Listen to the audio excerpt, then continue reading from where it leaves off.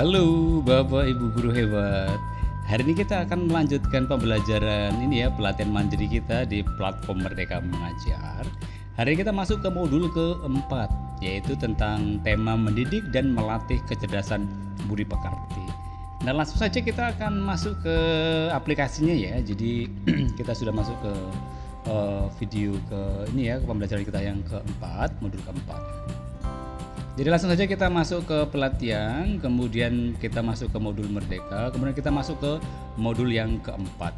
Nah, di modul keempat ini ada satu sih cuma materinya yang bisa kita pelajari, dan kemudian ada dua video yang harus kita kita simak supaya kita betul-betul memahami tentang bagaimana kita mendidik dan melatih kecerdasan budi pekerti murid kita. Nah, di video pertama ini yaitu mengenai budi pekerti. Nah, ini yang kemudian menjadi pemahaman baru kita ya di sini, karena memang yang namanya budi pekerti kita mungkin kalau kita kaitkan dengan karakter gitu mungkin agak gimana gitu ya. Tapi memang budi pekerti itu ya karakter itu yang dimaksudkan. Jadi dalam video ini nanti kita akan dijelaskan bagaimana sih budi pekerti itu memang harus betul-betul menjadi sesuatu yang penting untuk murid-murid kita, untuk kita bangkitkan begitu. Jadi ini merupakan salah satu, sekali lagi, bentuk pemahaman baru tentang budi pekerti sebagai salah satu yang akan membentuk watak murid kita. Jadi tidak hanya terjadi di sekolah, tapi juga nanti soal bagaimana keterlibatan dalam keluarga dan lingkungan, sehingga nanti membentuk sebuah kesatuan mengenai bagaimana sih budi pekerti dari anak atau murid kita ini bisa terbentuk. Nah, kemudian setelah itu kita akan masuk ke dalam teori konvergensi dan pengaruh pendidikan. Sekali lagi ini merupakan pola, atau bukan pola pikir, tapi merupakan hasil buah pikir dari Ki Hajar Dewantara, bahwa teori-teori Barat yang mengatakan bahwa manusia itu adalah tabula rasa, orang yang dilahirkan dengan kertas putih yang kita mengisinya. Tapi dalam Ki Hajar Dewantara, teori konvergensi ini mau menekankan soal bagaimana sih murid kita itu sebetulnya sudah memiliki karakter yang ada di dalamnya. Kita tinggal membangkitkan karakter itu, sehingga sekali lagi ini akan sungguh berpengaruh dalam seluruh proses pendidikan kita. Maka kita di pembelajaran yang lalu sudah kita bahas soal bagaimana kodrat alam, kodrat zaman ya, yang merupakan dari keseluruhan dari kodrat keadaan murid kita. Dan kita harus bisa untuk menjadi pembelajaran yang kontekstual, yang adaptif, sesuai dengan kebutuhan peserta didik kita atau murid kita. Nah, jadi ini dari sini nanti kita bisa lihat bagaimana sih Ki Hajar Dewantara menekankan itu. Jadi soal bahwa peserta didik kita itu dalam diri mereka sudah ada sesuatu yang yang dibawa sejak mereka lahir, bukanlah kertas kosong. Maka teori konvergensi ini yang mencoba dikembangkan dalam sistem pendidikan kita.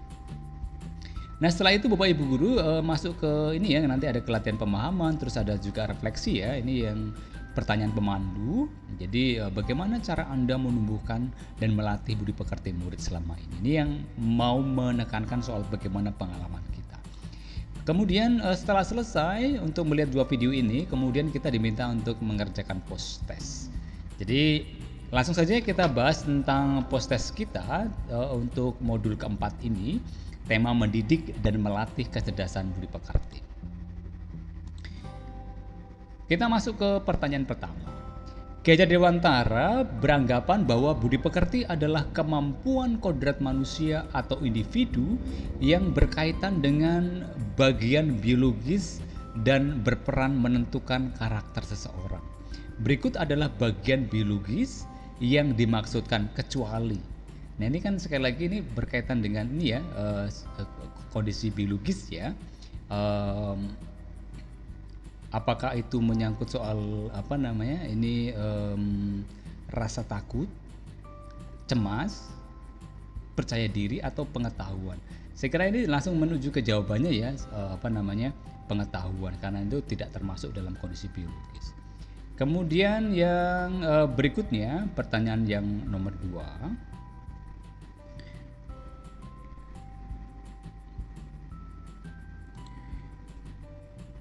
Menurut Gajah Dewantara, apa yang dimaksud dengan budi pekerti? Nah, ini sekali lagi ini di video pertama tadi ya, kita menyaksikan video penjelasan. Bulatnya jiwa manusia yang merupakan hasil dari bersatunya gerak pikiran, rasa, kehendak atau kemauan sehingga menimbulkan sesuatu tenaga. Nilai-nilai karakter yang di dalamnya terdapat komponen pengetahuan, kesadaran, atau kemauan serta tindakan untuk melakukan nilai-nilai tersebut. Atau yang C, pengeraturan hidup yang timbul dari hasil pergaulan kelompok manusia, masyarakat, dan dianggap sebagai tuntutan pergaulan sehari-hari masyarakat tersebut. Atau yang terakhir, perangai yang menetap kuat dalam jiwa manusia dan merupakan sumber timbulnya perbuatan tertentu dari dirinya secara mudah dan ringan tanpa perlu dipikirkan dan direncanakan sebelumnya. Saya kira kalau kita melihat opsi-opsi ini, kita akan sekali lagi kembali ke yang poin yang A tadi ya, bahwa soal budi pekerti yang dimaksudkan Gajah Dewantara adalah soal bulatnya jiwa yang sekali lagi merupakan hasil dari bersatunya gerak pikir atau olah rasa, olah karsa, olah pikir ya, kehendak. Ini menjadi sekali lagi penekanan dalam filosofi Ki Hajar Dewantara mengenai pendidikan, keutuhan. Jadi bersatunya jiwa itu mulai dari gerak pikir, rasa, dan kehendak. Juga yang sering juga kita singgung adalah soal raga atau olahraga. Ini juga menjadi penting sebagai suatu gerak ya, menimbulkan suatu tenaga ini. Itu yang disebut dengan budi pekerti. Kemudian kita bergerak ke pertanyaan nomor 2. Budi pekerti merupakan perpaduan dari kualitas berikut ini kecuali. Apakah jiwa, cipta, karsa, dan rasa?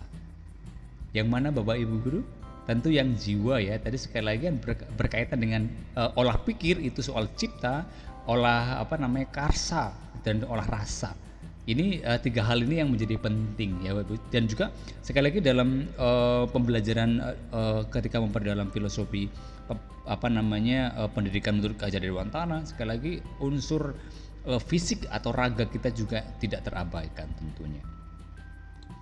Kemudian kita melihat untuk pertanyaan nomor 4. Bagian yang berhubungan dengan rasa takut, cemas, senang, percaya diri, dan perasaan lainnya merupakan titik-titik yang berperan menentukan karakter seseorang. Ya, tadi kita sudah mulai bahas di pertanyaan sebelumnya, apakah itu soal bagian jasmani, bagian biologis, bagian intelligible, atau bagian keterampilan. Tentu kita akan melihat ke ranah biologis ya. Tadi kan sudah juga di dalam soal yang pertama tadi disebutkan ya, ranah biologis itu apa gitu kan. Yang tidak itu adalah soal pikiran gitu kan. Nah, sekarang kita bicara soal unsur biologis itu mencakup soal rasa takut, cemas, senang, percaya diri, dan perasaan-perasaan lainnya yang ada dalam diri murid kita. Itu adalah bagian yang disebut dengan bagian biologis. Kemudian kita beranjak untuk pertanyaan yang nomor 5, pertanyaan berikutnya. Keterampilan, pikiran, dan kemampuan menyerap pengetahuan adalah bagian intelligible yang dapat berubah jika apa? A. Dibiarkan tanpa intervensi, dipengaruhi keadaan dan lingkungan, memiliki bakat tertentu, ada kemauan. Maka di sini sebetulnya kata kuncinya adalah keterampilan pikiran dan kemampuan menyerap pengetahuan. Jadi unsur intelligible ini dapat berubah memang dalam pemikiran Dewantara memang karena dipengaruhi oleh keadaan dan lingkungan, orang-orang di sekitar kita dan situasinya. Nah, ini menjadi penting, maka ini situasi pembelajaran akan sangat penting sekali untuk membentuk suasana dan keadaan sehingga bagian intelligible ini atau penyerapan pengetahuan ini sekali lagi dapat bertambah atau berubah. Tentunya berubah ini ke arah yang lebih baik ya. Kemudian kita lihat untuk pertanyaan yang berikutnya. Tempat utama dan yang paling baik dalam melatih karakter murid adalah A. Sekolah, B. Keluarga, C. Sahabat, D. Taman kanak-kanak. Kalau kita lihat memang lingkungan terdekat kita adalah keluarga. Maka di keluarga inilah yang kemudian menjadi tempat utama dan paling baik. Karena di situ ada kedekatan, hubungan relasi emosional, ruang lingkup yang sering berjumpa, sehingga untuk melatih karakter murid itu sangat baik. Kemudian sekolah itu membantu, tentunya harus kerjasama dengan keluarga dan lingkungan, tentunya lingkungan masyarakat di mana dia tinggal juga ikut berpengaruh di dalamnya. Untuk berikutnya, pertanyaan berikutnya, ya setelah kita melihat video tadi, di sini juga pertanyaan ini akan mengarah ke sana. Memiliki sikap rendah hati dan memiliki rasa empati merupakan bagian dari kecakapan kognitif, afektif, psikomotorik dan atau budi pekerti. Tentu ini lebih ke ini ya, kita lihat ya, sikap rendah hati dan memiliki rasa empati. Empati itu lebih kepada afeksi gitu ya, rasa kasih sayang kita terhadap sesama. Maka ini lebih ke menunjuk kepada afektif ya, bukan kognitif. Kalau kognitif sekali lagi ini soal bagaimana kita menggunakan daya atau olah pikir kita ya, psikomotorik soal keterampilan, budi pekerti itu sekali lagi menyeluruh ya. Jadi berkaitan dengan kesatuan antara olah pikir, olah rasa dan olah karsa. Nah, ini kalau dilihat dari kecakapan ini, maka kita melihat ini adalah sebagai kecakapan afektif. Yang berikutnya Bapak Ibu, kalau kita lihat untuk pertanyaan berikutnya yang nomor 8, apa yang dapat dilakukan oleh pendidik terhadap budi pekerti sebagai kemampuan kodrat murid? Nah, ini berkaitan dengan apa yang kita lakukan ya sebagai pendidik. Membantu murid menemukan budi pekertinya, mengendalikan budi pekerti murid, menemukan budi pekerti pada diri sendiri, mengembangkan budi pekerti pada diri sendiri. Saya kira ini lebih kepada ini ya, murid kita gitu ya. Jadi tadi teori konvergen tadi jelas ya, mau menekankan soal bahwa murid itu atau manusia itu memang sudah dibekali dengan budi pekertinya, sudah dibekali dengan karakternya. Kita hanya bertugas untuk membantu menemukan budi pekerti itu melalui proses-proses pembelajaran yang kita lakukan di kelas. Tentu sekali lagi dalam merancang pembelajaran kita juga harus mengetahui betul soal kodrat zaman mereka, soal kodrat alam mereka, dan semuanya itu menyangkut soal kodrat keadaan mereka. Jadi membantu murid menemukan budi pekertinya. Ini teringat sekali lagi teori konvergen dari Gajah Dewantara yang sekali lagi menegasi teori-teori yang sebelumnya soal misalkan manusia itu sebagai tabula rasa, diciptakan dengan kertas putih, kita manusia mengisinya. Tapi Gajah Dewantara sekali lagi menekankan soal bagaimana manusia itu dilahirkan sudah membawa budi pekertinya. Kita diminta untuk atau diberi tugas untuk bagaimana membantu murid menemukan budi pekertinya. Kemudian kita lihat untuk pertanyaan yang ke-9. Pertanyaan 9 sekali lagi juga terdapat di ini ya, di video penjelasan tadi. Teori konvergensi didasarkan atas dua teori utama, yaitu teori negatif, teori positif, teori afektif, teori tabula rasa dan teori negatif. Teori hereditas dan teori behaviorisme. Jadi seperti sudah kita jelaskan tadi bahwa teori konvergensi ini sekali lagi didasarkan atas dua teori ini sebetulnya ya, dipadukan begitu. Jadi tabula rasa itu sekali lagi berarti mengandaikan bahwa orang itu dibekali dengan sesuatu yang tidak ada sebelumnya atau kertas kosong. Terus kita diminta atau ketika manusia hidup itu berarti menuliskan, menggoreskan sesuatu dalam kehidupan manusia. Sementara teori negatif sekali lagi ini juga menggambarkan bagaimana manusia itu diciptakan dengan keterbatasan. Sekali lagi teori konvergensi oleh Gajah Dewantara itu merupakan perpaduan antara dua teori ini. Kemudian yang berikutnya nomor 10 ya, kita masih sekali lagi ini berkaitan dengan modul video yang sudah kita lihat tadi. Proses belajar menumbuhkan kebanggaan, kecerdasan, budi pekerti murid mampu sehingga mampu untuk apa ini?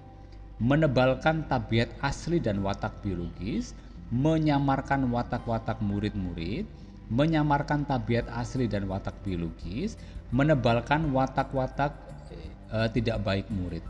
Jadi sekali lagi kalau kita belajar teori konvergensi miliknya Ki Hajar Dewantara, jelas bahwa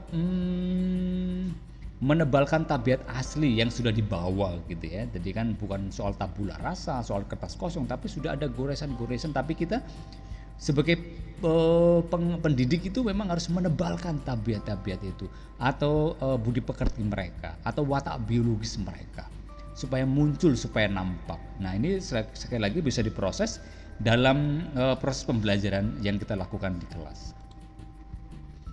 Kemudian yang berikutnya ini adalah sekali lagi soal masih berkaitan dengan video yang kita lihat tadi, dua video tadi.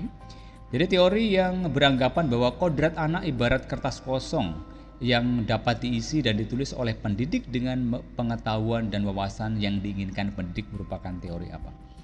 Ya, teori tabula rasa jelas ya, bukan teori hereditas, bukan teori negatif, bukan teori komplementer, tapi tabula rasa, kertas kosong yang harus kita isi. Itu yang disebut dengan teori tabula rasa.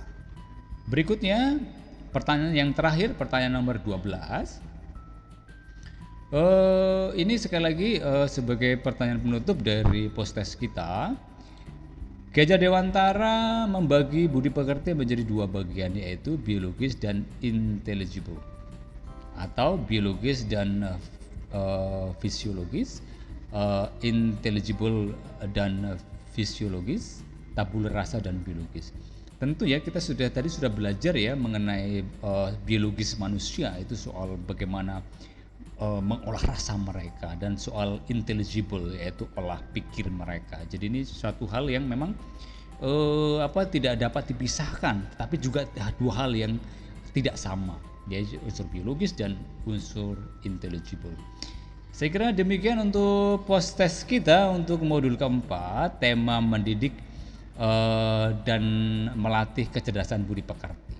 Jadi kita sudah belajar beberapa teori, termasuk tabula rasa, teori negatif ya di video pembelajaran kita. Terus apa itu budi pekerti, yang merupakan suatu kesatuan antara olah pikir, rasa, dan karsa.